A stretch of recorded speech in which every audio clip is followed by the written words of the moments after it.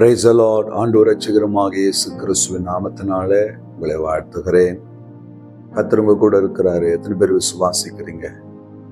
அவர் என் கூட இருக்கிறதுனால தான் இன்றைக்கு நான் ஜீவனோடு இருக்கிறேன். இன்னைக்கு ஒரு கர்த்தருடைய வார்த்தை, ஏசாயா 57:18. அவர்கள் வழிகளை நான் பார்த்து அவர்களை குணமாக்குவேன். அவர்கள் வழிகளை நான் பார்த்து அவர்களை குணமாக்குவேன்.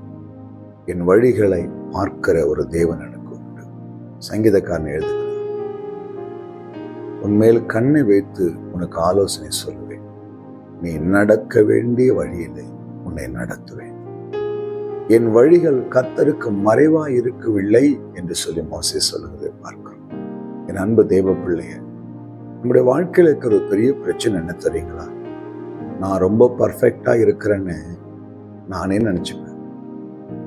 நான் ரொம்ப பரிசுத்தன்னு நானே நினைச்சுப்பேன். என் வழி ரொம்ப கரெக்ட், நான் எது செய்தாலும் கரெக்டா இருக்கும் நானே நினைச்சுப்பேன். ஆனா அது எவ்வளவு பெரிய தப்பு தெரியுங்களா? என் வழிகள் கர்த்தருடைய கண்களுக்கு முன்பாக இருக்கிறது. வேதம் சொல்லுகிறது, நம்முடைய வழிகள் கர்த்தருக்கு பிரயோஜனம், கர்த்தருக்கு முன்பாக பிரியமா இருந்தா சத்துருக்கள் கூட சமாதானப்படி செய்வாராம். இங்க வசனம் சொல்லுது, நான் அவர் வழிகளை பார்த்து அவர்களை குணமாக்கும். அப்படின்னு என்ன அர்த்தம்?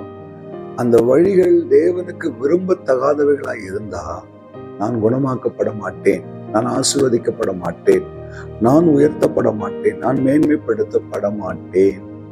அப்ப என் வழிகள் எப்படி இருக்கணும்னா கர்த்தருக்கு பிரியமா இருக்கணும்.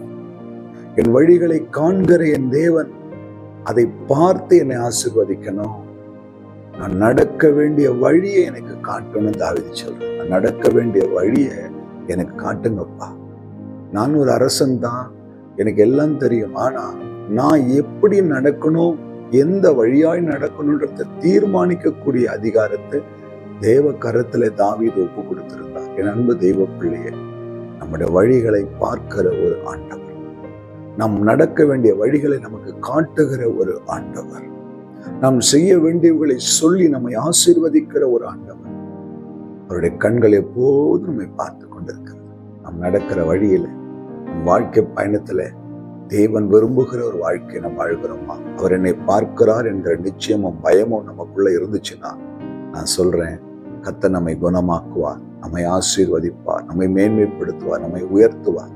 ஆண்டவருக்கு ஒப்பு கொடுக்குறீங்களா? ஆண்டவரே, என் கண்ணை மேல வைத்து உனக்கு ஆலோசனை சொல்லி நீ நடக்க வேண்டிய வழியிலே உன்னை நடத்துவேன்னு சொன்னீங்களே, என் வழியில, உங்க வழியில, நீங்க காட்டுற பாதையில என்ன நடத்துங்கப்பான்னு தேவ கரத்துல ஒப்பு கொடுப்போமா?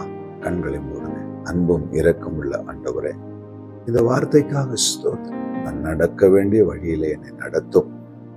என் வழிகளை பார்க்கிற தேவன், அந்த வழிகள் உமக்கு பிரியமாய் இருக்கும்படி கர்த்தர் என்னை மாற்றும், என்னை குணமாக்கும், ஆசீர்வாதம் உயர்த்தும். இயேசு கிறிஸ்துவின் நாமத்தில் பிதாவே, ஆமென். அல்லேலூயா. God bless you.